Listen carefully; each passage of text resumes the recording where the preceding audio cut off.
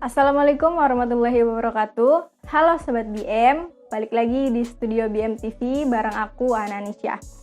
Nah, seperti yang kita tahu nih, masyarakat adat dan juga kebudayaan di Indonesia itu sangat banyak dan juga sangat beragam. Tapi yang akan kita bahas hari ini hanya terkait dengan masyarakat adatnya saja. Apa sih masyarakat adat itu? Langsung aja kita bahas dengan narasumber kita hari ini, yaitu Teh Suci Alisdamara sebagai Ketua PD BPAN Banten Kidul. Nah, buat informasi aja nih, PD BPAN Banten Kidul itu adalah Barisan Pemuda Adat Nusantara. Dan Teh Suci Alisdamara ini terpilih sebagai salah satu ketua pertama di BPAN Banten Kidul. Wah, luar biasa banget ya narasumber kita hari ini. Halo, selamat siang Teh, apa kabar? Alhamdulillah, baik, kabar baik. Ini aku panggilnya Teh Suci ya, apa gimana nih? Cia aja. Oh, Cia aja biar lebih akrab ya. Kalau boleh tahu nih Teh, ini Teteh udah berapa lama sih aktif di organisasi ini? Untuk di organisasi sih aku aktifnya sejak bulan Februari tahun ini. Tapi untuk bergerak di masyarakat adat itu aku mengenal masyarakat adat sudah sejak tahun 2017.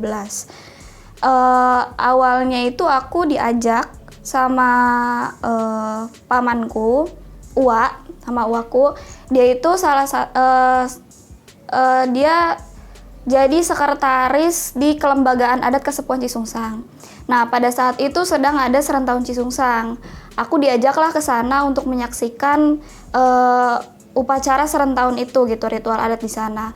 Awalnya aku cuma ikut-ikutan aja, ikut-ikut melihat bagaimana ritual adat, upacaranya seperti apa, kegiatan di masyarakat adat seperti apa. Awalnya aku cuma diajak aja gitu.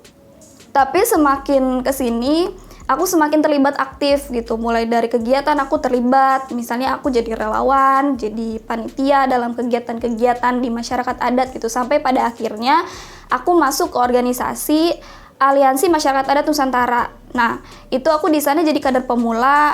Di sana aku diajarkan bagaimana caranya menjadi kader pemula adat yang baik, yang aktif gitu. Dan pada akhirnya pada tahun ini, alhamdulillah aku ternyata diberi amanat oleh pemuda-pemuda adat di Banten Kidul untuk menjadi ketua BPAN Banten Kidul. Wah, berarti udah lumayan lama banget ya nih Teh pengalaman Teteh di pergerakan masyarakat adat ini. Ya, lumayan lah beberapa tahun belakang ini.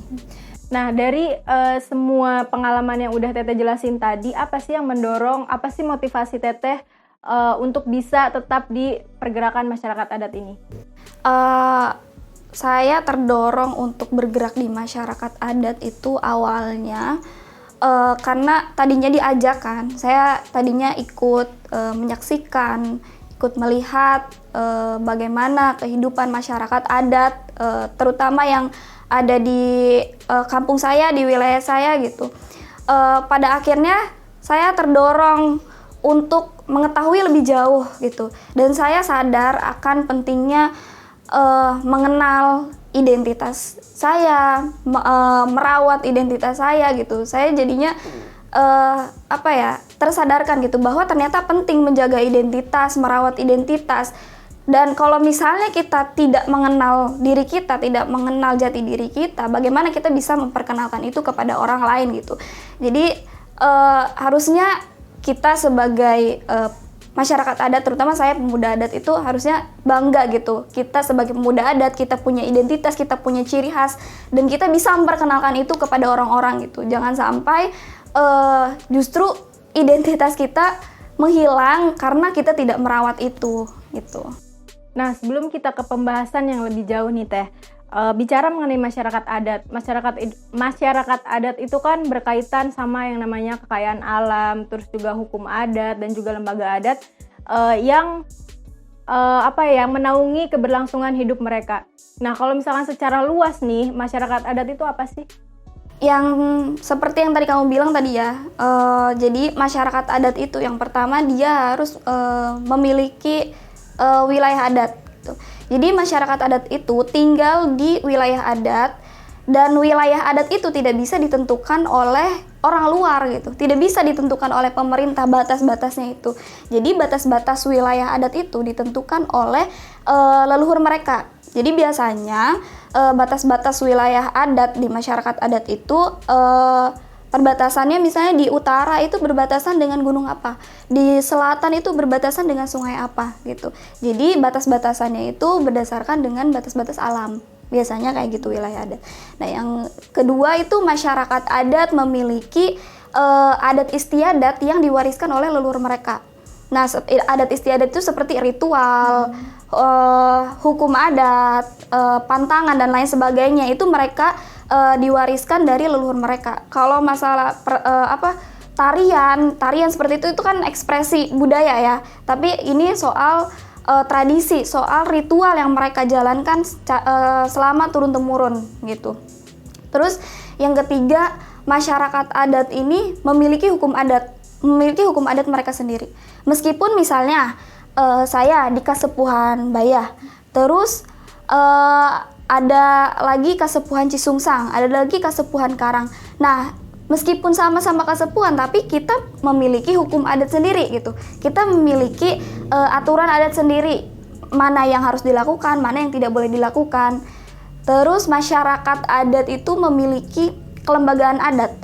Nah, meskipun masyarakat adat mengakui adanya kelembagaan pemerintah, tapi masyarakat adat juga memiliki kelembagaan mereka sendiri. Misalnya mereka punya struktur kelembagaan ya, ada ketua adat, ada sekretaris, ada juru bahasa, juru tulis, dan lain sebagainya gitu ya, tergantung dari kelembagaan adat sendiri-sendiri gitu. Dan mereka juga memiliki sistem atau memiliki nilai-nilai ekonomi, politik, mereka juga berpolitik gitu. Kadang orang-orang mengira bahwa masyarakat adat ini orang-orang yang terbelakang, orang-orang yang kayak kurang pengetahuan, tidak modern gitu. Tapi mereka juga punya sistem politik yang menurut saya itu sebuah kekayaan lah gitu. Jadi mungkin gitu lebih terstruktur mereka, meskipun mereka tidak punya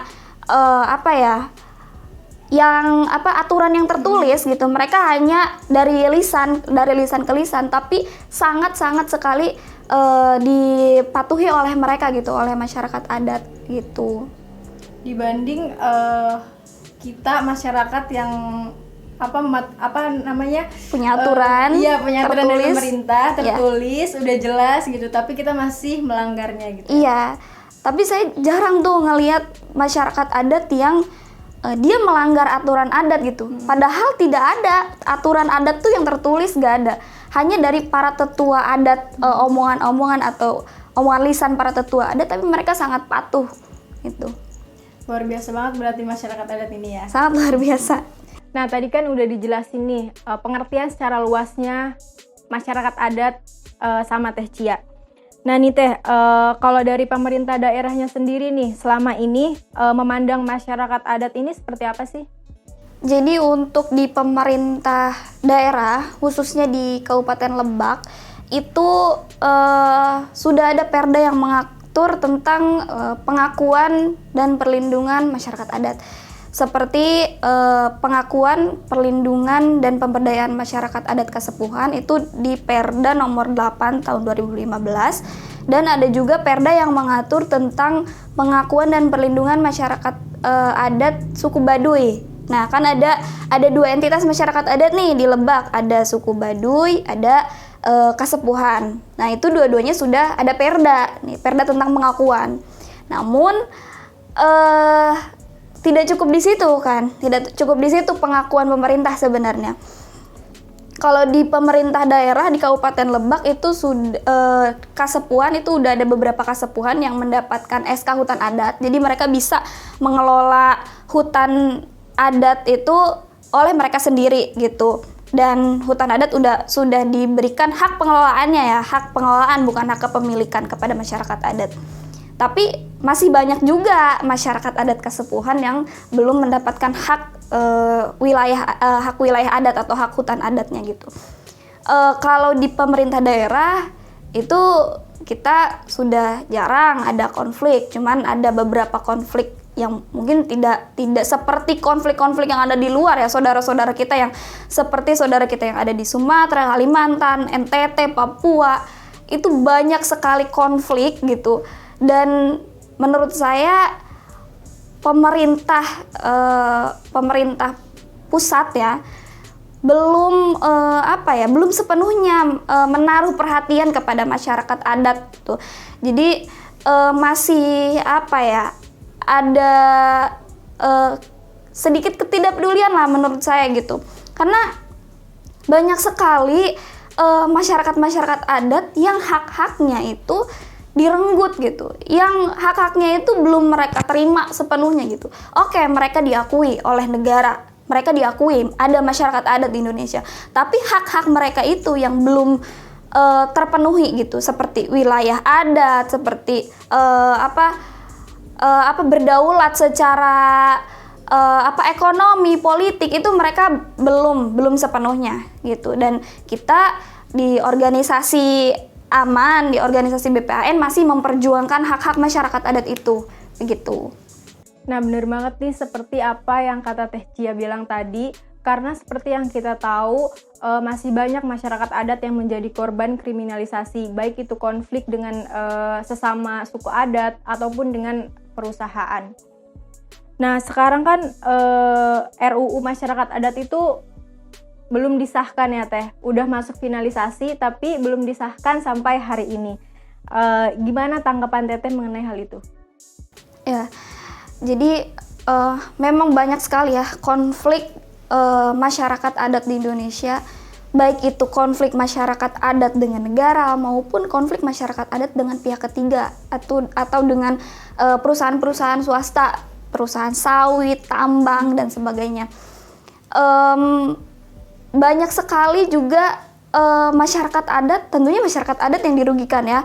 Banyak sekali masyarakat adat yang dirugikan, mulai dari hilangnya nyawa gitu, ada korban jiwa, terus masyarakat adat kehilangan harta benda, kehilangan tanah, kehilangan mata pencaharian, dan pastinya juga kehidupan sehari-hari mereka juga terganggu ya. Tapi tidak terlepas dari itu juga citra negara di mata dunia internasional juga itu agak pandangannya jadi jelek gitu tentang penanganan hak asasi manusia gitu kan. Karena banyak konflik ini kan justru citra negara juga ikut dipandang tidak baik gitu kan ya di mata negara-negara lain gitu. Kalau menurut saya sih ya pengesahan RUU masyarakat adat ini bisa menjawab konflik-konflik yang terjadi sekarang.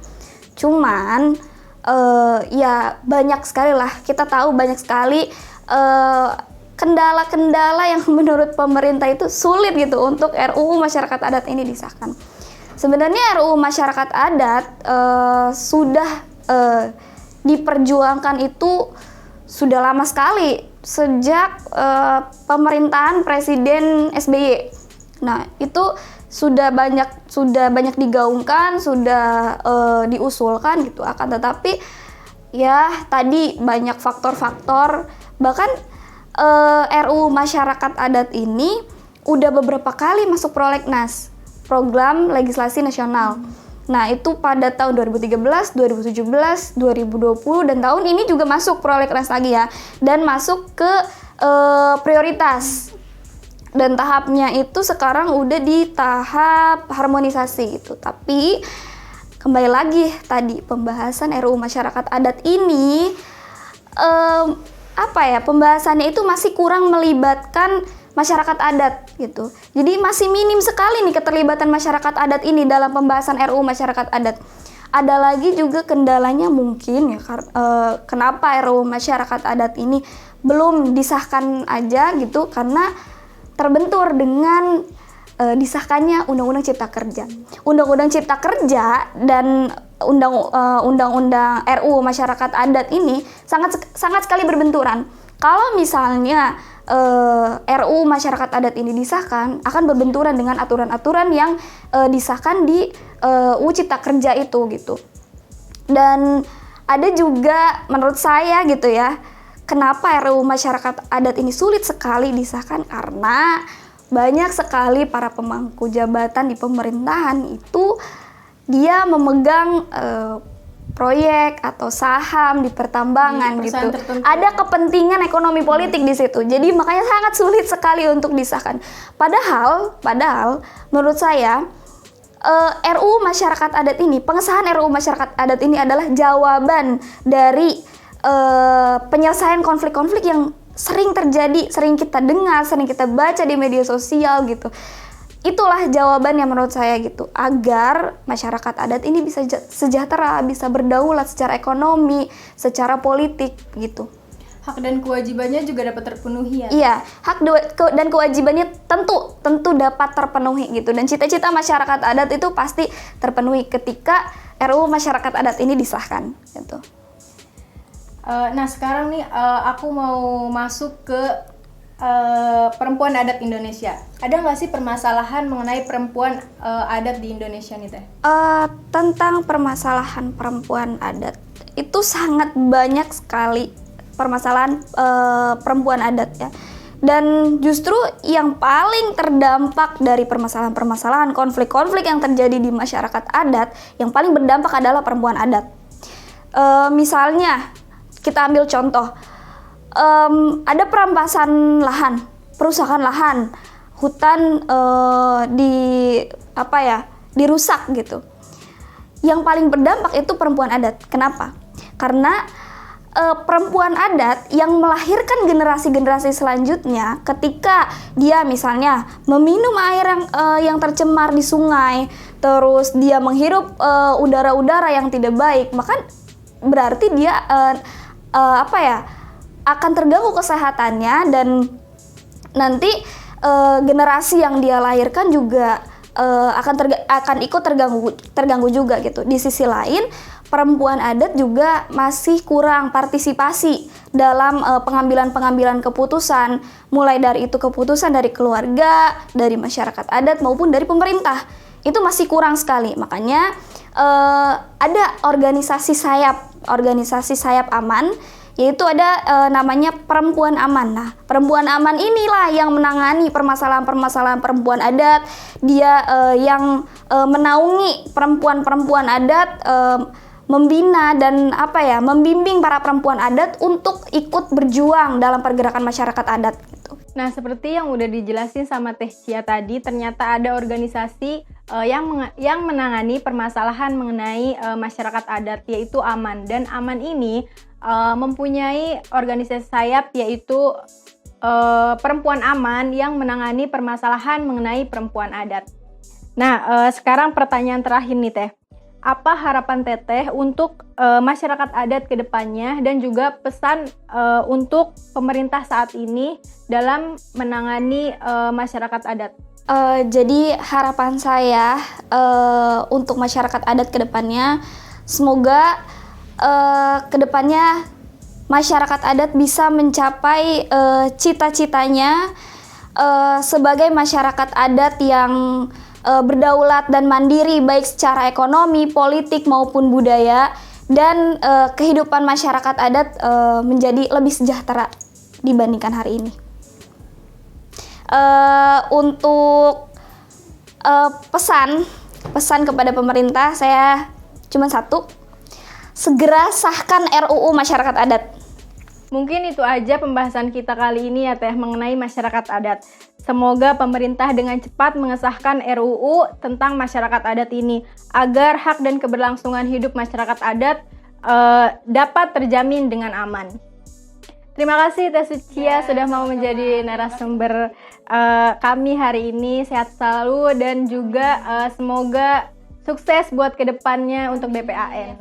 Terima kasih buat kalian yang sudah menonton video ini. Semoga bermanfaat, dan jangan lupa like, comment, share, dan subscribe YouTube channel BMTV. Salam berkarya dan berbagi inspirasi. Wassalamualaikum warahmatullahi wabarakatuh.